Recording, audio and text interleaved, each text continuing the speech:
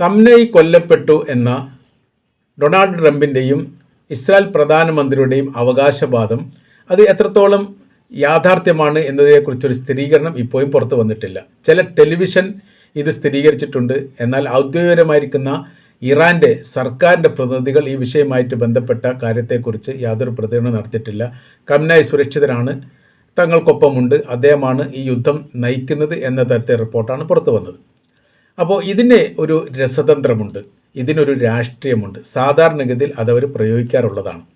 ഒരു യാഥാർത്ഥ്യം എങ്ങനെയാണ് എന്നുള്ളതിനെക്കുറിച്ച് ഇനി കൃത്യമായിരിക്കുന്ന വിവരങ്ങൾ ഒരു പക്ഷേ കുറച്ച് കഴിഞ്ഞ ശേഷം അറിയാൻ വേണ്ടി സാധിക്കും, അതല്ലെങ്കിൽ നാളെ അറിയാൻ വേണ്ടി പറ്റും എന്ന് നമ്മൾ മനസ്സിലാക്കുക. ഇതിൻ്റെ രാഷ്ട്രീയമാണ് നമ്മൾ ഈ വീഡിയോയിൽ സംസാരിക്കുന്നത്. കാര്യം എന്ന് പറയുന്നത് സദ്ദാം ഹുസൈൻ്റെ ഭരണകാലം അത് നമുക്ക് മറക്കാൻ വേണ്ടി സാധിക്കാത്തതാണ്. ഈ മിഡിൽ ഈസ്റ്റ് രാഷ്ട്രീയത്തിന് മറ്റൊരു പോർമുഖം ഉണ്ടാക്കി കൊടുത്തതാണ് സദ്ദാം ഹുസൈൻ്റെ ആ യുദ്ധവുമായിട്ട് ബന്ധപ്പെട്ട കാര്യം. അപ്പോൾ ഈ വിഷയങ്ങളൊക്കെ പറയുന്നതിനോടനുബന്ധിച്ച് നമുക്ക് പറയാനുള്ളത്, ഈ റിപ്പോർട്ടുകളൊക്കെ അന്താരാഷ്ട്ര തലത്തിൽ വലിയ രീതിയിൽ ചർച്ച ചെയ്യുന്നതാണ്. സോഷ്യൽ മീഡിയ ആയിട്ട് ബന്ധപ്പെട്ട അതിൻ്റെ നിയന്ത്രണ കാര്യമൊക്കെ നമുക്കറിയാവുന്നതാണ്. അത് ഏഷ്യൻ ഭൂഖണ്ഡത്തിൽപ്പെട്ടതല്ല, മറ്റു തരത്തിലാണ്, നമ്മൾ വിശദീകരിച്ച് പറയേണ്ട കാര്യമില്ല. അതുകൊണ്ട് തന്നെ ഒരു വീഡിയോ അതിന് പിന്നാമ്പുറം എത്രത്തോളം ഇതിന് പിന്തുണ നൽകുന്നുണ്ട് എന്നുള്ളത് വളരെ പ്രധാനപ്പെട്ടതാണ്. അതുകൊണ്ട് ഈ വീഡിയോ കാണുന്ന എല്ലാവരും സബ്സ്ക്രൈബ് ചെയ്യാത്തവർ സബ്സ്ക്രൈബ് ചെയ്യണമെന്ന് അറിയിക്കുകയാണ്. അത് നമ്മുടെ ഈ ചാനലിൻ്റെ നിലനിൽപ്പുമായിട്ട് ബന്ധപ്പെട്ട വിഷയമാണ് എന്ന് അറിയിക്കുന്നു. കാര്യം എന്ന് പറഞ്ഞാൽ കൂടുതൽ ആൾക്കാർ കാണും, പക്ഷേ അവർ കണ്ടുപോവുക മാത്രമാണ് ചെയ്യുക.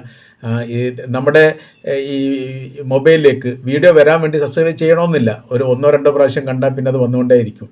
പക്ഷേ സബ്സ്ക്രൈബ് ചെയ്താലുള്ള ഗുണമെന്ന് പറഞ്ഞാൽ അത് നമ്മുടെ ചാനലിന് വലിയ രീതിയിലുള്ള ഗുണമുണ്ടാവും എന്നുള്ള കാര്യം അറിയിക്കുകയാണ്. അപ്പോൾ ഈ സദ്ദാം ഹുസൈൻ്റെ കാലഘട്ടം, അദ്ദേഹത്തെ പിടികൂടുന്നതിൻ്റെ 2 ആഴ്ച മുമ്പ് കൊല്ലപ്പെട്ടു എന്ന് ജോർജ് ബുഷ് തന്നെ ഔദ്യോഗികപരമായിട്ട് സ്ഥിരീകരിച്ച് പറഞ്ഞതാണ്. സൈനികരെ ഉദ്ധരിച്ചുകൊണ്ട് അദ്ദേഹം പറയുന്നു എന്നുള്ളതാണ്. ഒരാഴ്ചകൾക്ക് പിന്നീട് അത് ഏറെക്കുറെ അത് അങ്ങോട്ട് മങ്ങിപ്പോയി. പിന്നീട് രണ്ടാമതും ഇദ്ദേഹത്തെ കൊല്ലപ്പെട്ടിട്ടുണ്ട് എന്നുള്ള വിവരം പുറത്തു വന്നു. അപ്പോഴും യഥാർത്ഥത്തിൽ സദ്ദാം ഹുസൈൻ പിടിക്കപ്പെട്ടിട്ടില്ല എന്ന് ചുരുക്കം. ഇവരുടെ തന്ത്രങ്ങൾ അങ്ങനെയാണ്. അവർ അങ്ങനെ അന്താരാഷ്ട്ര മീഡിയകൾ ഉപയോഗിച്ചുകൊണ്ട് ഈ കാര്യം സ്ഥിരപ്പെടുത്തുന്ന രീതിയിൽ, ബോധ്യപ്പെടുത്തുന്ന രീതിയിൽ 1-2 സാക്ഷികളെയൊക്കെ, അത് ആ പ്രദേശത്തുള്ള 1-2 സാക്ഷികളെ അതിൽ കക്ഷികളാക്കിയിട്ടാണ് ഈ പ്രവർത്തികൾ ചെയ്യുക എന്ന് ചുരുക്കം. പിന്നെ ഇത് സദ്ദാം ഹുസൈനെ പിടികൂടുന്നതിൻ്റെ ഒരാഴ്ച മുമ്പ് അദ്ദേഹത്തെ പിടികൂടി എന്നുള്ളൊരു പ്രസ്താവന പിന്നെയും വന്നു. അപ്പോൾ 3 ആഴ്ചയിൽ 3 പ്രസ്താവന വന്നിട്ടുണ്ട് എന്ന് ചുരുക്കം. അപ്പോൾ ഇവരെ സ്ഥിരീകരിക്കാൻ വേണ്ടി പറ്റില്ല. അതിൻ്റെ ശേഷമാണ് പിന്നീട് പിടികൂടപ്പെട്ടത്. പിടികൂടിയതിന് ശേഷം പിന്നീട് അവർ പ്രസ്താവന പുറത്തിറക്കിയിട്ടില്ല എന്ന് പ്രത്യേകം 2-3 ദിവസം കഴിഞ്ഞതിന് ശേഷമാണ് DNA പരിശോധന എടുത്തുകൊണ്ട് ഇത് സദ്ദാം ഹുസൈൻ ആണ് എന്ന് അവർ ഉറപ്പിച്ചതിന് ശേഷമാണ് പിന്നീട് സദ്ദാമിൻ്റെ ചിത്രങ്ങളും ബാക്കിയുള്ള വിവരങ്ങളും പുറത്തുവിട്ടത്. അപ്പോൾ ഇത് 100% സ്ഥിരീകരിക്കാൻ വേണ്ടി പറ്റില്ല, ഇങ്ങനെ നടന്നിട്ടില്ല എന്ന് നമുക്ക് പറയാൻ പറ്റില്ല. കാര്യം എന്ന് പറഞ്ഞാൽ വാർത്താ റിപ്പോർട്ടിൻ്റെ അടിസ്ഥാനത്തിൽ മാത്രമേ ഇങ്ങനത്തെ കാര്യങ്ങളൊക്കെ ചെയ്യൂ എന്ന് ചുരുക്കം. പക്ഷേ ഇതിൽ ഇറാൻ്റെ ഒരു രാഷ്ട്രീയമുണ്ട്. ഇറാൻ്റെ രാഷ്ട്രീയം എന്ന് പറഞ്ഞാൽ ഒരു യുദ്ധം എന്ന് വെച്ചാൽ അമേരിക്കയെ പോലെയുള്ള വൻ ശക്തിയുള്ള രാജ്യം, ഇസ്രായേലിനെ പോലെ തൊട്ടടുത്ത ശക്തിയുള്ള രാജ്യം, അതായത് ഇസ്രായേൽ 17ാം സ്ഥാനത്താണ് സൈനിക ബലത്തിൽ എന്നാണ് ചില റിപ്പോർട്ടുകളൊക്കെ കാണുന്നത്.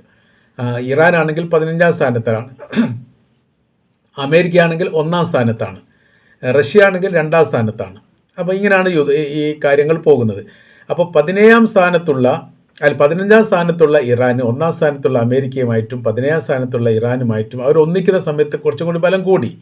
അങ്ങനെയാണ് ആക്രമണം നടത്തുന്നത്.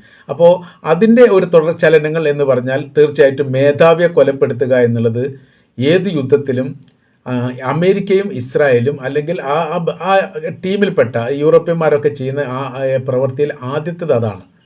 അപ്പോൾ ഇറാനെ സംബന്ധിച്ചിടത്തോളം അവർ കൃത്യമായിട്ട് അറിയാവുന്നത് കൊണ്ട് ഇറാൻ എന്ത് ചെയ്യാറുണ്ട്, ഇത് വളരെ കൃത്യമായ രീതിയിൽ പഠിച്ചതിന് ശേഷം ഒരാൾ കൊല്ലപ്പെട്ടാലും യുദ്ധം തീരാൻ പാടില്ല, അത് അവസാനിക്കാൻ പാടില്ല, അതിൻ്റെ തുടർചലനങ്ങൾ ഉണ്ടാവണം. കൃത്യമായിരിക്കുന്ന മഹാശത്രുവിനെ നേരിടുന്ന സമയത്ത് പരാജയപ്പെടാനോ പിന്മാറാനോ പാടില്ലാത്ത വിധം അതിജീവിതം ഉണ്ടാവാൻ വേണ്ടിയിട്ടുള്ള സംവിധാനങ്ങൾ ഒരുക്കിയിട്ടുണ്ട് എന്ന് ചുരുക്കം. ഖംനായിയുടെ മകൻ മൊജ്തബ ഖംനായി ഇതിൻ്റെ തുടർ നേതാവായിട്ട് വരാനുള്ള സംവിധാനങ്ങൾ ഒരുക്കിയിട്ടുണ്ട്. അതായത് 4 തരത്തിൽ 4 വ്യക്തികളായിട്ട് അങ്ങനെ നിർദ്ദേശിക്കപ്പെട്ടിട്ടുണ്ട് എന്നുള്ളതാണ്. ഇവരുടെ കൗൺസിലിൽ ഏറ്റവും പ്രധാനിയായിരിക്കുന്ന വ്യക്തി അലി ജാരിദാനിയാണ്. അദ്ദേഹം ഈ കംനായുടെ അതിൻ്റെ തൊട്ടോ അതല്ലെങ്കിൽ അതിന് മുൻപ് ഫസ്റ്റോ രണ്ടാമതോ ആയിട്ട് വരുന്ന രീതിയിൽ അങ്ങനത്തെ 4 പേരെ ഒന്നിനു പിറകെ ഒന്നായിട്ട് പ്രതിഷ്ഠിച്ചിട്ടുണ്ട്.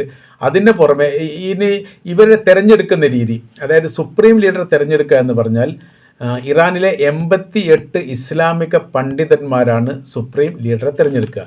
യുദ്ധവുമായിട്ട് ബന്ധപ്പെട്ട് വിഷയങ്ങൾ ഉണ്ടാകുന്ന സമയത്ത് പിന്നീട് അവിടെ ഈ സ്ഥാനം ഉയരുന്ന സമയത്ത് പിന്നെ താൽക്കാലിക ചുമതല വളരെ പെട്ടെന്ന് നൽകാൻ വേണ്ടിയിട്ട് പ്രസിഡന്റ്, നീതിന്യായ മേധാവി, ഗാർഡിയൻ വിഭാഗത്തിൻ്റെ പണ്ഡിതന്മാരിൽ ഒരാൾ, ഇവർക്ക് 3 ആൾക്കും വളരെ പെട്ടെന്ന് സാധിക്കുന്നതാണ്. പ്രസിഡന്റ് വല്ല കാരണവശാലോ അപകടത്തിൽപ്പെട്ട് കഴിഞ്ഞാൽ നീതിന്യായ മേധാവിക്കും ഗാർഡിയനും എന്ത് ചെയ്യാൻ വേണ്ടി പറ്റും? ഒരാളെ തിരഞ്ഞെടുക്കാൻ വേണ്ടി പറ്റും. താൽക്കാലിക ചുമതലയാണ്, അതായത് നേതൃത്വ സ്ഥാനത്ത് ഫില്ല് ചെയ്യുക എന്നുള്ളതാണ് ഉദ്ദേശിക്കുന്നത്. എന്നാൽ നീതിന്യായ മേധാവിയാണ് കൊല്ലപ്പെടുന്നതെങ്കിൽ പ്രസിഡന്റിനും ഗാർഡിയൻ പണ്ഡിതനും കൂടി ചെയ്യാൻ വേണ്ടി പറ്റും. അപ്പോൾ ഒരു യുദ്ധത്തെ അഭിമുഖീകരിക്കുന്ന സമയത്ത് ഇതിൻ്റെ തുടർ ഭാഗങ്ങളൊക്കെ വളരെ കൃത്യമായ രീതിയിൽ യഥാർത്ഥത്തിൽ ഇറാൻ തയ്യാറാക്കിയിട്ടുണ്ട്.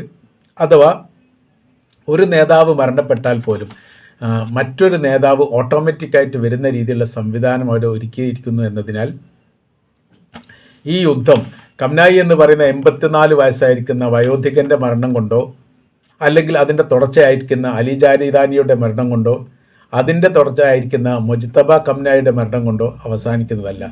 ഒരു തുടർ ബന്ധങ്ങൾ അല്ലെങ്കിൽ തുടർ നേതൃത്വം അവിടെയൊക്കെ ഉണ്ട് എന്നതിനാൽ ആ നേതൃത്വത്തിൽ ഊന്നിയിരിക്കുന്ന വലിയ ശക്തമായിരിക്കുന്ന യുദ്ധം തന്നെ തുടർ ദിവസങ്ങളിൽ ഉണ്ടാവുന്ന തരത്തിലാണ് യഥാർത്ഥത്തിൽ കാര്യങ്ങൾ പോകുന്നത് എന്നാണ് മനസ്സിലാക്കാൻ വേണ്ടിയിട്ട് സാധിക്കുന്നത്.